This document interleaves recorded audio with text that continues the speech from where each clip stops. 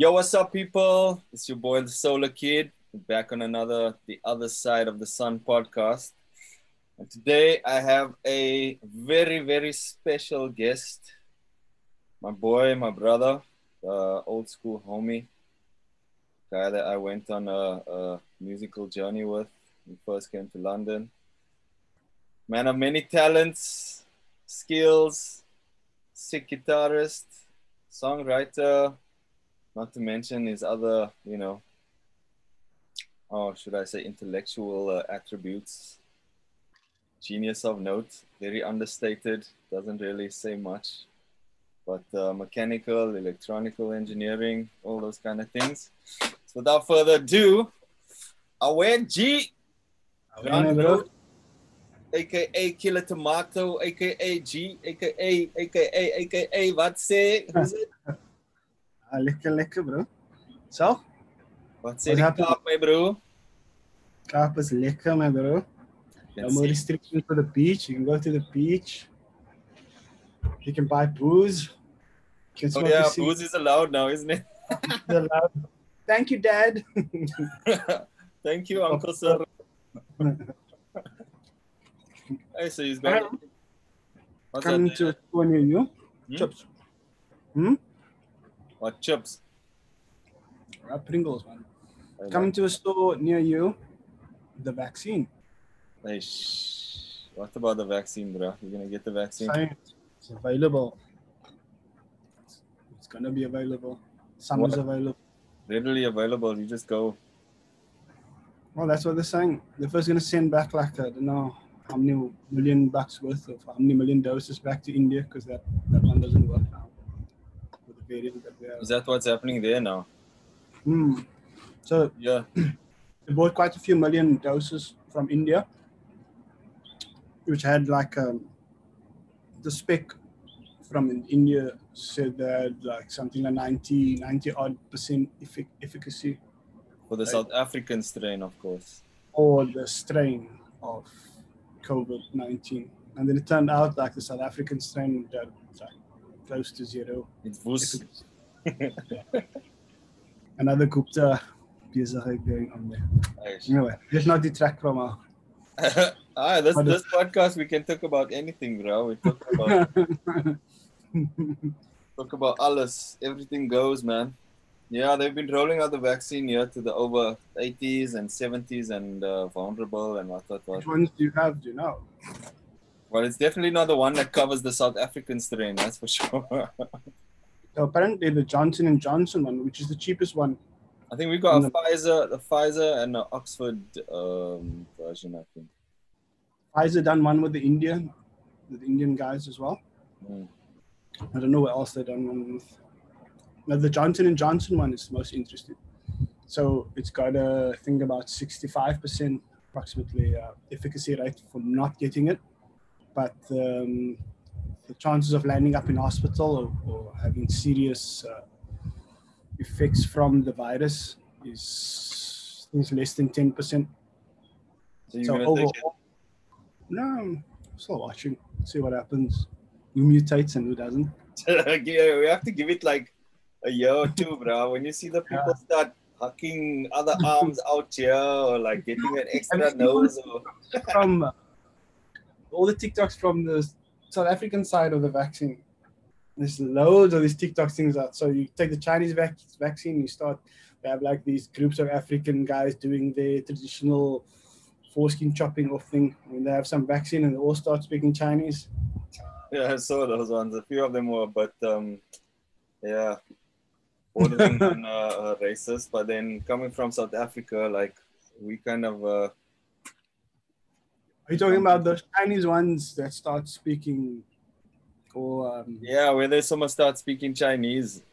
Then there's this ones where the Chinese are making cut of the South African parliament. Have you seen those? That's another level of shit. Yeah. So they're all like in this big group, just Chinese, proper Chinese, and then they start ripping off Zuma and the whole fucking shit. Your mic is a bit low there, man. Turn up your mic. Sorry, man. I'm a bit far, and as you know, my voice is always a bit soft. Yeah, your voice goes and then you start going slower. Yes. It's a bit better now. Yeah, no, that's quite. But yo, man, let's come back to this COVID business. I don't want to talk so much about that. Mm. So in 2000 and end of 2005 November, I boarded a plane for the first time in my life for a long haul journey. Yeah. A long haul. It's gonna be a long haul. Oh, but saying that, like, didn't you work at the airport? I worked at the freaking airport, but I'd never been outside the country internationally, bro. Oh, you worked there for a few years, no? Yeah, I worked there for long. The year Yeah. before that was my first domestic flight. I went with the bra to PE, and then the year after was when I just sold everything and just decided I'm going to the UK. Didn't know where, how, How why. does that feel like? You know, you can compare it to living in Cape Town, but you can't go to certain places because you can't afford to go to certain places, or tourists. But you see it all the time, like it's there. So you were like at the airport, you're working, you're watching all these men are going. Well, you probably met like a lot of cool people, and that inspired you. Like, Now, while I was dreaming about it, I mean, we used to like, me and my bro, Bjorn, we used to work there and like we worked on the apron control. So we had access to like drive on the runways and do maintenance checks with the fire departments. So we were out there like watching these planes and I was always dreaming, man. But I remember landing at Heathrow on a very typical November morning, overcast, gray, freck cold. I remember my mother made me put on long johns and alles. I was geboppa, everything, right? Long johns, jacket, everything ready. Yeah. And getting off the plane, I see this bra walking with a guitar into the terminal. I was like, hey, who's this guy? I remember going straight to you and I was like, how's it? You know, hey, you do music, you know? Like, yeah. And I just remember you just being fucking Nora face there, just like, yeah, whatever. Yeah. Like, okay, cool. I'll see you, man. I'll see you. I'll see you. Typical me, I remember that. Yeah, no. And then we somehow ended up in the same hotel room in South London. And the journey began. The inception, the beginning of Seedless Tomato, I would say. Which was our band. Hey, so I was telling my babe about that our episode when we tried to leave the Croydon Court Hotel and we went to view that place there in Elephant and Castle. That was when the time we went to go and first look for our first place to stay. Yeah. And it was like a dungeon. No windows. Oh, dude, that was like the Hostel 3. Yeah, my God, man. Yo, that was dope. That's the time I stopped smoking weed after that train trip. So we had that underground train trip. Me, you, and Camille, we smoked like that White Widow shit. Oh, yeah, with my first introduction to high-grade London weed. Our first introduction. Yeah, our first introduction, bro. Yeah, I was used to South African, you know, majat. Worry. That shit blew my mind. I was like, yo, what is this? I'm high all day. Yeah. So, send you like on one way and send me on the other way. I don't remember you smoking much after that, though. I never smoked after that, like 7 years or something. 6 or 7 years. I was done. Like I would maybe like have a few puffs here and there. But we wrote loads of music though, man. I remember it came easy. You would just pick up the guitar, come up with a riff, and then within half an hour, we got the full song there. Verse, chorus, bridge, the works. It was something magical, huh? Yeah, man, it was an important part of our lives, I thought. Like, you know, we didn't have money, we had nowhere to go. We were in a foreign country, you know. What more could we do? Just be creative. There's also the time of Black Sheep Bar. Going out on the town there, bro. Good times. Yeah, but I suppose because of our like diverse interest in music, like we would go to start off at a hip hop club, dance, pull a few girls, get a few drinks in, and then end up at like some hard rock bar or some like heavy metal shit going, just like head banging and stuff. Uh, like once I had like a bit in, and then Punana. Punana, baby. That was like the first, huh? Yeah, that was a night out. Yeah. Yes. Yeah, but then when all the other Owens started coming, things, the dynamics changed, and we obviously moved and we went to different places. Moved up to Warrington. I like that shit. But you guys went out for like 3 months straight, if not that, if not longer. 3 months straight, like just club banging. Yeah, but there was only one one road of like in the town there, just like one or What two. goes down? What do you expect? Yeah. I don't know how come. So maybe we couldn't afford cabs and stuff, but we could have went to Liverpool and Manchester if we really. I went a couple of times, and you know what? Like, actually, Warrington was a lot easier, and just like the amount of shit that you can pick up in Liverpool and Manchester can escalate so quickly and get you in so much trouble. Yeah, And it was easier, like doing Warrington, and the kind of dickheads and shit faces that surround there. So it's just a lot easier to navigate, less stress, less bullshit. So tell me about you, man. Like, how did you get to that point where you decided you wanted to leave? You also used to work at the airport, or like what? I used to work in my job. My first job was at Spur, the airport. Cape Town International Airport. Then, but even before that, man, like what was it like? What was G like? Were you always so quiet and introverted but extroverted, or what? Before that, wow, you're taking me way back, like high school days. Yeah. What do you like? Growing up in gangster's paradise there. Yeah, it was a bit of a double life. So going to Model C school, not having known anyone who's gone to Model C schools, seeing, having white friends. That was only probably from high school, because it's probably from high school. We went to like colored schools in primary school. Like normal local schools, like in primary school. In high school, like, we were allowed to only like 94. Yeah, 94. That was like standard 4 for me. Yeah, so we were allowed to go to Model C school. Like, look, you could go to Model C schools before then, but like your parents would have to be able to afford to send you there. No, not that more schools that open, because I remember it was the same for me when I went to high school. The first time you're actually interacting with like white kids and having white friends and other race and stuff. It's like it was interesting. I thought it was good, man. I really enjoyed it. It was good. I mean, I'm still friends with some of those guys today, and they've had like quite a lot of influence on my life. Not knowing it back then, but looking at it now, like a lot of subliminal influences. Like, how else would I have listened to rock music? Yeah. Big taboo, like before then. And yeah, that's kind of used to it.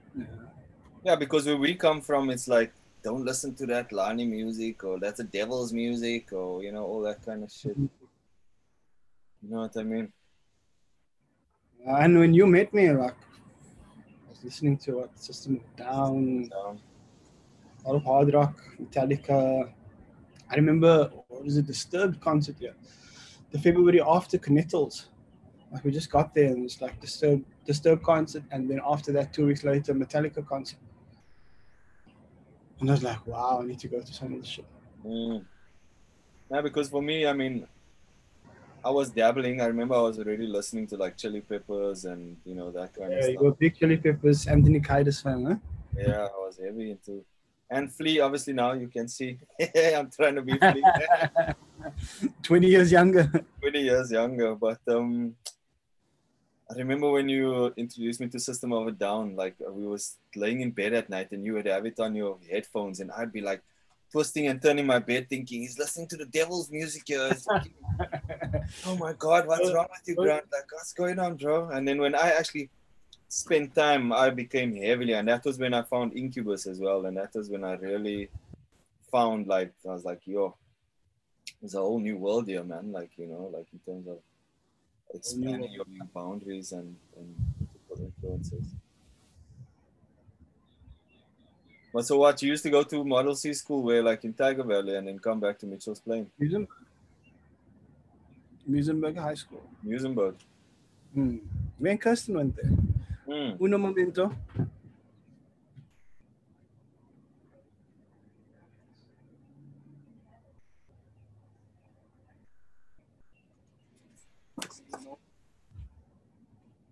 Sorry, man. Just being naughty. Yeah, so yeah, me and Kirsty, that's how I met Kirsty. And obviously, as all colored people do, everyone that's colored is your cousin. So not everyone, but no, not everyone. People like to claim family. My cousin. Yeah, I know Keenan is my cousin. He ran for weep.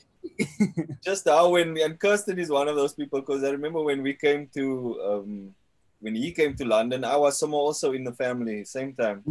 Family, new family. Yeah, I became a cousin. You know what I mean? We're all cousins, even though I'm the white sheep of the family. I'm used to being the white sheep of the family. The other day I wanted to bake Fiona's brother, also his cousin, did it? Is it? And to kill me if he hears me saying that shit, no. but Anthony does look like his cousin Gary. Yeah.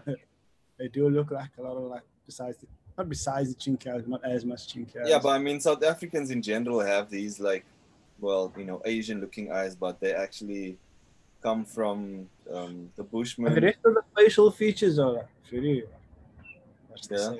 I mean, even there you get those Japanese, like, mixed, you know, Bushies or colored people. And, you know, just to clarify for anyone listening to this that is not from South Africa, and I know I have to do this every time, but colored is, yes, in the rest of the world, it's derogatory and it's, you know, considered to be quite a bad word and whatever. And I do agree. But unfortunately, this is how we've been classified in South Africa. People of mixed origin. We are called colored or Cape colored or, you know, Cape Malay or, you know what I mean, put into these boxes. And this is how it's been for like a long, long time. So it's hard to escape those social norms. Or as someone in one of my other podcasts put it, is like politically black, socially colored. Or politically black when it depends. It depends on how, you know, accepted that is. Yeah.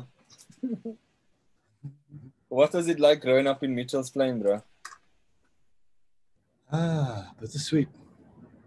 Bittersweet. Yeah, best So the Compton of South Africa. Sort of, got to learn to be hard. Even though I know you're a big softie. Yeah, big and soft. Break someone's neck if you need to. Yeah, I think I've learned to tone it down like quite a lot. Like quite a lot. That's age, man. Yeah, age, wisdom. Age and wisdom.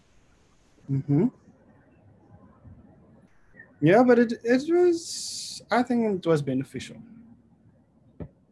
Makes you who you are. Yeah, well, it did a lot of shaping of my personality. It also helped me get through a lot of situations where if I didn't have that sort of experience before, I wouldn't have had the skills to cope with it. Is there any like one particular experience that you can think of growing up that like really affected you, that doesn't, it stays in your mind but helps you to make better decisions or choices, or like something you saw? I've kind of like come to the point where I've sort of amalgamated like all of these different scenes that I've witnessed and experiences that I had to a sort of, how can I put it, I wouldn't say mantra, but a sort of guideline to living. A personal mantra. Yeah, personal mantra. Yeah, so is there anything you like specific that you can remember, or like a incident? That I do remember a lot of specifics, but I don't want to point it all down. Like I don't have one specific that I could say that changed my life. I've had an experience with drugs where I was into drugs for like maybe it was about 2 years or so. Like proper hardcore addicted to drugs, addicted. And breaking out of that, seeing what my friends went through, seeing them lose everything, seeing them steal from their family to feed the habit, to keep up with as friends. many of our friends have, I'm sure. And with peer pressure, but that's all of those lessons can also be like transposed into different scenarios. So that same peer pressure, gangster, drug life thing, you know, it's like, okay, we're friends and perhaps we start smoking weed. Maybe we want to try some new shit. Let's try some crystal meth. And we're all clubbing together, getting this, getting by. Now, maybe thanks, babe. Maybe a couple of friends can't contribute, so now they need to find other ways of contributing. So maybe they perhaps start stealing from the family. Maybe they start doing some gigs for gangsters or whatever. So there's all those bad choices, but it's bad choices due to peer pressure. I've experienced the same thing in high school because I was new in an environment where I wasn't used to, and so I needed to fit in somewhere. I can't not fit in nowhere and be alone all the way. Like there's very few people that do that, and it's extremely unhealthy. I was just thinking about this. I was watching Def Comedy Jam last night, and they were saying about how it was just the whole thing between like black and white. You know, like the lady was basically saying that there should be more positive messages about black people because like it's all these things about violence and this and that. Put black people are always portrayed as like the bad guy, and then when you look at white people, they always individualize him, and then they go into their history and they're like, oh, in high school he was a loner, and he went through that, and trauma that made him. That's how I was thinking about it. At school, and that's why he blew everyone up. Take the guns away. Yeah. I can't really like put. I think it would be unfair like to put 1 or 3 situations as major life-changing situations. I'm growing up in the hood. Everybody experiences what I've experienced. Some more so than others, depending on the kind of hood that you live in. I think the thing that I'm interested in most is like those percentages of people that don't become susceptible to the hood influence and the hood environment, because there's always like out of 10, there's always one that like won't do the stuff and goes to university and then goes on to be successful and whatever. So like, I wonder what it is. Like, what is it that makes that person different? Because I know inside, like I was watching a documentary on Kendrick Lamar, and I mean, like he grew up in Compton, and that's like similar to how you grew up, you know what I mean, and whatever. And he was saying that because he had his mom and his dad, he had his dad to basically, whenever he was getting into shit, his father would say like, yo, don't do this or don't do that. Whereas I'm sure like a lot of people, I don't know if it's like the single parent, or, if that's part of why they, they're looking for like a male role models or, that kind of stuff. That's a lot of what they're taking out of the research, or I would say from 1980s to 1990s type of research, what they've extracted from there.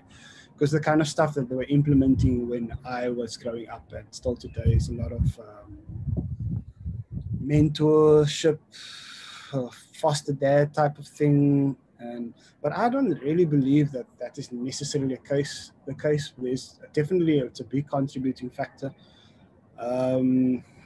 Looking at the case of nature versus nurture. And the nature is the same for everyone, or the environment at least. And then, environment, nature, and nurture. So the environment is the same. That's the one constant. the nurture changes. That's a variable. Do you grow up with a full family? Do you not grow up with a full family? Were your parents always trying to kill each other or not trying to kill each other? I mean, look at Slim Shady. Yeah. Still have that very bad parent relationship at a young age. So you're very easily influenced at 6 to 12. Yeah. Those are like the impressionable years. That's the word, impressionable. And then nature, like what's in your genes, how you're going to react to certain situations. So it's a big boiling pot of, I don't know, it's kind of like the lotto. Yeah. So, how did you find music in all of this? Music. Very strange. Like I was always drawn to music since I can remember. I remember my earliest memories of music or really enjoying music. I was about 3 years old, 4 years old. And my parents, they're big into gospel and church scene and things. And they used to play these LPs. And I can't remember the name of the artist, but the style of the music was blues rock type of style. And it had the call and answer thing going on the hook. And that just really drawn me into music. So like I would just want to sing both parts. Yeah. Like call and the answer and just get me going with the groove. And then probably later on, going to church and stuff, saw a guitar, I was really interested in my dad. Went out on a limb and just decided to go and buy me a guitar. And I was just like 13 or 14 years old. And it cost a lot of money for him at the time to go and just do that for someone who may or may not play. And yeah. And then that was my first guitar. That is Elmo. And I learned to play string by string. Like since then, I irritated the shit out of him. Like still today, like when I play guitar, like when you're learning stuff, it's irritating. But it's all in your head. Like until you've mastered it and you play it as a performance, then it's great. Like, but before then, like yeah, because then you're just plucking individual strings on individual frets, and it just sounds like noise. Yeah, and that's how I got into. And then like a year after he bought me the guitar, I started playing in the church band. I took a liking to. So back in the day, there wasn't internet and all this shit.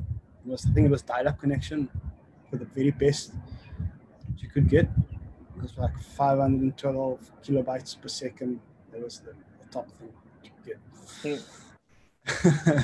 So I would go to the library and I got a few books with chords. And that's how I learned. I just learned the structure, I learned the shapes, I learned the scales, and I just jammed those things and started putting them together and then translated those to songs. Easier songs were the church songs. And yeah, bang, within a year I was playing lead guitar at our church. And yeah, that takes, I mean, a lot of people don't realize how much dedication it takes to actually learn. Yeah, to learn an instrument. That's where there's nothing for it. Probably 6.5 hours a day, if not more, for the first year.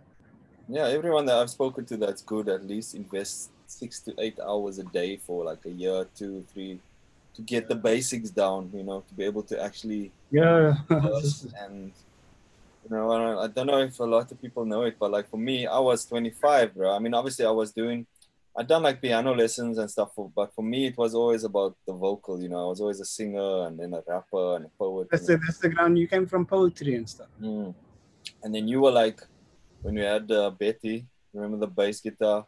You're like, so play. And then I don't know, something just clicked inside of me, and literally, I think that was when I left Warrington and I took it with me. Yes. And I had like a year or two where I was just at home, literally, with the guitars and the bass, and I just went in, you know what I mean? I took the time and the patience and the effort into actually, learning this thing and learning how to play. And then next thing you know, I was jamming and playing in bands, and things were taken to the next step, man.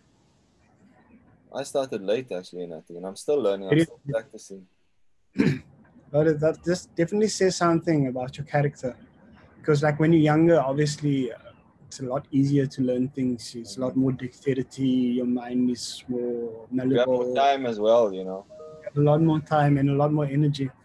So for you to learn from that age is. But I think also because of the isolation of being in London, you know, because we couldn't just, we didn't have like Braza everywhere on the corner. You can just go anytime and your family and see people and whatever. Like I would stay in my room every day, you know what I mean? Weekends, days, whatever, and you just practice. Start learning, you start playing to your favorite songs, and then I met Big Daddy G, who was my first bass teacher. Papa G. Papa G, Big Daddy G, shout out Quakesons. He always asks about you, you know. Hello. Oh, I love Daddy G. You know, he really blew my mind when we went into his studio. The first time, the second time, the third time, the fourth time, and every time. Because he's like us, man. He's like, the way he thinks is like us. He's like scientific and philosophy, like music from all angles, rock and hip hop. It's not like, and we can have a conversation about. Yeah, that thing like where he grew up in Ghana. Like I think he was about 13 when he left, if I remember the story correctly. Ghana, yes. Yeah, so he has that thing where he grew up there. That time that you spent in that early life years, it's always a part of you. It's got a certain rhythm. Like when your feet touch the ground, like there's a certain feeling like when you are there. And that feeling always stays with you. And it's something that you bring across whenever you speak to people. It comes in through your music and just through your life. I'm sure like when you meet new people, like, okay, it looks a bit different, but oh damn, this guy is different. Yeah. I mean, people never really know where to place me when they meet me because first of all, they can't really put the finger on what race I am. Or they just make assumptions, you know what I mean? And like, there's layers. You know, Fiona, there's layers. Like an onion. Like you as well, bro. Like, and I think that's one thing I learned a lot is when I was younger, I always wore my heart on my sleeve. So whenever I meet someone, I just give them everything, you know, and then expect to reciprocate and expect them to be my best friend. And, we're going to get on. And then you find out later they fucking do some shit behind your back or they do that or whatever. And you're like, oh, but I thought this guy was my friend. And like, as you get older, you become more cautious. You become more, wary. But like, it's just things I learned from you and from other people as well, like my wife and like her family. And, it's just to take time, especially with relationships, like first meetings are cool. Energies are always cool. Going with vibe and how things feel is cool. But time is always, the true revealer of people's natures and especially like tricky situations, when you're caught in a tricky situation, how someone reacts and how they react to you. Like if we're doing something and something happens, if they run away and they leave you, then you know what I mean? And we've been through quite a few interesting situations, all of us. All guys from Cinnamon Brow. Yeah. The guys. Yeah. And you almost came back to, you had to go back to South Africa. Yeah. How did that affect your life? Like, how did it change your perspective? Because now you'd spent such a long time over here. Now you'd have to go back to, Yeah, it was like jumping on a warm summer's day, jumping into an ice cold pool. That feels nice. That would be awesome. Not in the good way. Like, as in the minus 10 degrees Celsius, standing that body shock. You see, I take ice cold showers every morning, so I like that feeling. But I know the analogy. What's the German dude? You hold your breath as well? Yeah. Well, the Dutch dude, warm off. Yeah, that dude. Yeah, I've been doing it for like a year or so. The warm off. So I've been like, I mean, I don't follow his breathing as like to the T, I mean, I do yoga and pranayama and breathing exercises anyway, but like I've been doing the ice cold showers and like I've been going every year. I'll go to Brighton in the winter and go swim in the sea. Fuck that shit. When it's freck cold outside. I don't want to go swim now and it's lekker outside. Yeah, so I like that. Like there's like healing in the cold water. Like it gets your blood circulation going. It stimulates your pores, stimulates your everything. It's really good. Yeah. Helps you like become less susceptible to colds and flus and makes you stronger in that way as well. Like I can't yeah, I advocate it. But yeah, so I mean you're saying that's what it felt like going back. Yeah, like look, it was shell shock from fiber to no connectivity. Everyone having mobile internet to no one. It was GPRS edge technology. From a tech point of view, because I'm such a big tech guy, it was really shell shocking. And then also having to start over from scratch. It's challenging. You did well though. You started your own business. You were gigging. You were playing music. You were doing lots of shit, man. Yeah, I got into the music game with quite a few good characters, awesome people. Yeah, it was interesting. I learned to produce, and very quickly. yeah, sink or swim. Yeah, and then what? Like you just didn't enjoy the music industry, and that's it. It just didn't become sustainably profitable for me anymore, per se. Like the amount of effort versus the amount of returns just wasn't adding up. Yeah. And I just got kind of tired of that. And also, I'm not really like my perception, my scope of music and business. I can't interchange the two. Like the two don't mesh in my internal being. No, I get that because I mean where I'm at now is really music business, and it's not necessarily coming from a place of passion always. You know, if you're writing to a brief or if you're writing for a specific thing, it's all like money motivated. So I understand that. Then take out the enjoyment, and then it becomes like kind of the rat race, essentially. Again, is that why you went back to go and study and stuff? Yeah, that is actually. Because then, like, I want to go and study something technical. So your output's directly related to your input, supposed to be, to a certain extent. Music's very subjective. It is. I've realized that I can play the same song to the same person at different times of the day or like over different periods and then get a different reaction or response from them. Depending on their state of mind. Yeah. So you would, what I've seen from the guys that I worked with was they would create the environment for that person to enjoy. So you have to study that person, know how they feel then you give them maybe, if they're a drinker, have a couple of beers, let's chill, let's smoke a Zol, listen to some other shit. Now you can see like they're in that vibe now, like a impressionable vibe. They're in a good place. And now you hit them with a song. And then they like it. And so like I like it, they invest in it and then yeah. So I couldn't get into that whole salesmanship. The schmooziness of music. Because you have to sell yourself every time, isn't it? For every song is a commodity, and every song you want to sell, essentially. And I mean, even in terms of like the return you can get for the amount of effort you have to put into making a good song, it doesn't always add up. Like someone will spend, and this is not a problem, but things I have when I work with artists who are more passion based than business based. You know what I mean? Because they're putting their heart, soul, and energy into this thing, and maybe they're not as business clued up in terms of like the process of actually getting this thing to market. You know what I mean? Or even thinking about the process of that. For them, it's like I'm writing this from my soul and my heart, and it's just gonna blow up, and it's gonna somehow filter through the airwaves, and everyone around the world is gonna feel this message of hope and love, and then I'm gonna be a superstar. It's like, you couldn't have put it better.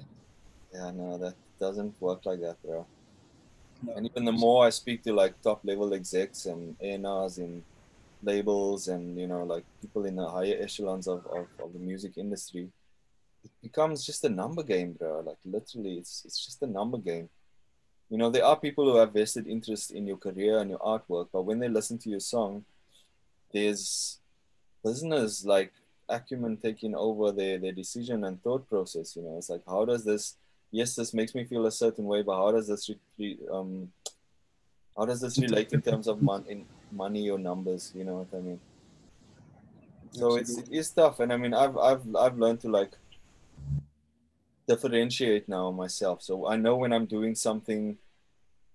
If I'm just gonna go down the road and go and take out my bass and go for a jam, I'm doing that for love. I don't care if I'm getting paid or whatever. I want to just go and interact with musicians and up my skills and play some songs that I like and vibe and jam, and you know, there's that aspect. But then there's a commercial side of me where now if I'm doing a project for a specific thing and it's for a brief or it's for an artist and they're paying me and whatever, there's certain benchmarks I have to tick. And these things come out in studio sessions as well. Like, you know, if you're working with new artists, because I have a certain way of I work and things that I do to expedite the process, especially when I know what the desired outcome needs to be, you know. And artists don't always get that. Definitely. And then having that dual mindset of getting that and still being passionate about what you're producing. It's a hard job, man. It's a really hard job. It is. It takes a lot more different aspects. You need a business mind. You need the creative side. You need some sort of consistency.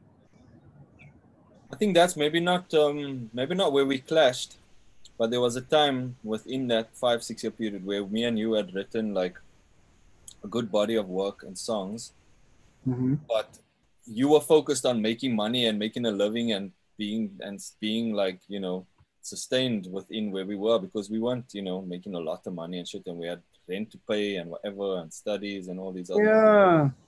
And me, I was still in that passion phase where it's like, you know, I have this feeling like, you know, I'm gonna do this and then we're gonna, you know, go on and be famous and whatever and stuff like that. Hold on. But yeah, so like, I mean, in those times, it was like, I used to feel sometimes that, you know, you didn't take it seriously or you weren't interested because you were like, you know, your work was important. You'd come back and you're tired. And I'm like, yo, we need to practice and I want to, you know, we need to go tour and we need to go and do gigs. And yeah, I think, which is why I went more and more behind the scenes in terms of becoming an engineer more and like taking my engineering, my production seriously. That is where you come from, isn't it? As well, you studied music. Yeah, studied sound engineering. You studied a lot of technical stuff before then. Yeah, maybe you didn't have the chance to implement all of that technical knowledge really, because like back in SA at that time, electronics was just starting to really become available. Yeah, I mean, fucking the kids over here, like when I actually did start working in studios, a lot of them would come out of university having already worked on like SSL desks or Neve desks, like that. Whereas for me, I remember in my college in Joburg, we fucking had a shitty DAT machine and a bloody, you know, analog Soundcraft, which, yeah, okay, you can still learn on it, but we never had those 10,000 pound microphones and U87s and shit like that, you know what I mean? So I mean, like when we started off back, you're talking about the Cinnamon Brow time now. Yeah. Huh? The thing just became available. Those sound cards, the external sound cards, the 2-channel in, 2-channel out type of thing, it just became like really affordable. Like, it was that crossover period. Yeah. So there was a whole lot of, you saw all the doors opening. Like at that time, like I didn't understand any of that stuff really. I was more instrumentalist, like raw type of artist type of thing, just raw sound. Yeah, but I mean, for me, I just felt like, you know, we need to go out and gig, we need to play, we need to practice, we need to get the band together, you know. And then I was just like, fuck, we're not going anywhere. And then, yeah, things just changed. And I obviously moved back to London and stuff like that. And then we still kept going. That was actually when we started doing more. Because then you come down and we met Savio, the Time Machine.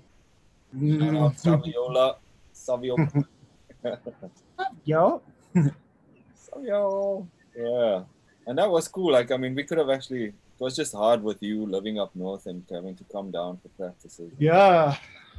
Logistics and stuff. But we wrote a lot of good stuff. Yeah, I still feel like a lot of those songs could be reworked or remade. Maybe we will at some point, you know. Yeah, just as a memoir even. Yeah, as a memoir, definitely. But I see commercial viability in everything nowadays. Definitely, like, if we're going to take that 3 month sabbatical, I think we could pull some stuff off. Yeah, maybe when lockdown is over, I'll have to leave my wife and kids and come live in Cape Town. No, let's just go to Thailand. Fuck that shit. Yeah, we're going to Thailand, go visit the L. Yeah, Alice needs to Set up sort a it barn out for in a us. couple of months. That would be 3 months is what, like 12 weeks? How many songs you want to do? You rework like perhaps like 6 songs. That's half album. yeah. Make up The drummer 6 there. songs. As you work those songs, you know, the vibe just kicks in and you just start writing new stuff. You know how it is. Yeah, because I think like all we would need is probably just a drummer. We spin a drummer in Thailand, get the setup. I got all my gear. We take it there. I'll bring my bra Steve with me. We record and do everything ourselves. Make it in a barn there or something. Sounds like a plan. Very possible, man. Very possible. But how are you these days, bro? How's the COVID been treating you? It's work, and obviously you're still studying. I've actually decided to take a break this year. Yeah, Mechatronics. Yeah, the Mechatronics. Finished the course, bit of a degree course, and yeah, I'm taking a break this year. At work, they want me to do my government certificate. It's basically like the bar for engineers in South Africa. Mm. And yeah, I just said I'm going to take a bit of a break this year. And I want to focus a bit more on my career and seeing how things and my personal life. Like I left a lot of things slide in my personal life. A lot of things to catch up on. More like health-wise or just health-wise and everything in general. Like because I was doing a full-time course while working at the same time. So a full-time undergraduate course while working full-time. So like 12 modules a year and still working a full-time job. It's quite take a toll on me. And then COVID at the same time. So yeah, your health suffers. You don't have time to like invest in your health when you're just working all the time. Absolutely not. Life for your mental, especially your mental life. Yeah. So I thought I'm just gonna take this year out and try and find a new balance for things like my son's also getting a lot older, not older but more influential and agile, and he's perceiving a lot more things. Like he's 3 years old, turning 4 in a few months. So I also have to make quite a big contribution there as well. Responsibility. Yeah. So speaking about that, I mean, obviously, I know you come from a Christian background or whatever, but what's your take on all this? Are you religious? Are you spiritual? Are you what? What's your take on what? COVID or life? Religion? What's your personal? Oh, religion, not so much. Spirituality, a bit more about your relationship with your creator.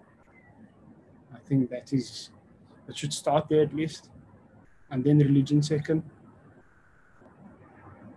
So what's your, like, how do you... Choosing religion without having a relationship. I'm speaking from a monotheist.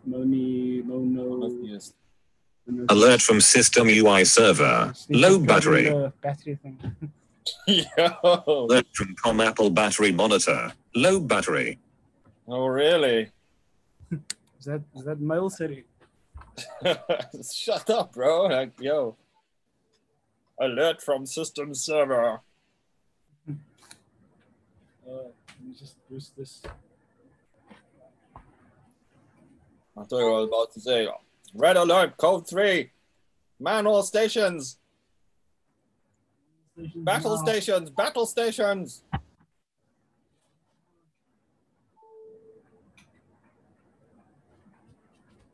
No, that's okay.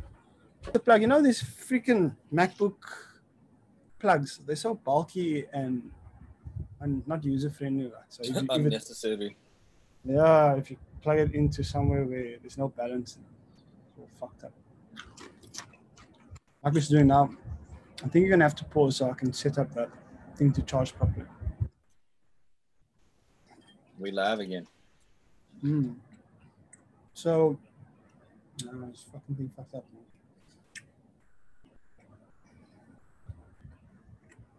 Your relationship with your creator from, like we were saying, from mono, what's the word? Monotheist. From a monotheist point of view. So then you believe in a creator of sort. So that relationship with a creator should then be first before a religion can even come into play. Or your pushing or perceptions or you broadcasting that religion. Like, religion can never be like more important than your relationship. I see. Right. What's your, like, do you do any practices or? At the moment, I think I'm just more focused on my relationship with my creator more than religion and practices and stuff and anything else. Okay, I'm just going to come to this section here. So I'm going to ask you a question and then just finish it for me. Yeah? So I'm really battling with getting this charger thing working without like falling out. Okay, well, we'll start wrapping up soon anyway. Let's just try and get through this segment. All right. Let's do So this. I say, when I wake up. What do I say? You have to finish the sentence. So, like, obviously, Okay, so when I wake up, I take 2 deep breaths of air and I decide how my day is going to start. What am I going to do? How am I going to feel? What am I going to bring to the day? Usually it's going to work. Weekends, it's obviously it's other stuff. So, like, for example, if it was a weekend where I was going to have my son, like, so I'd wake up, I'm going to have Adam with me this weekend. What am I going to contribute to? So I wouldn't name it specifically, but more like the vibe type of thing, the sort of message I want to bring across or the influence I want to bring across. All right, so when I am super hungry, I kill people.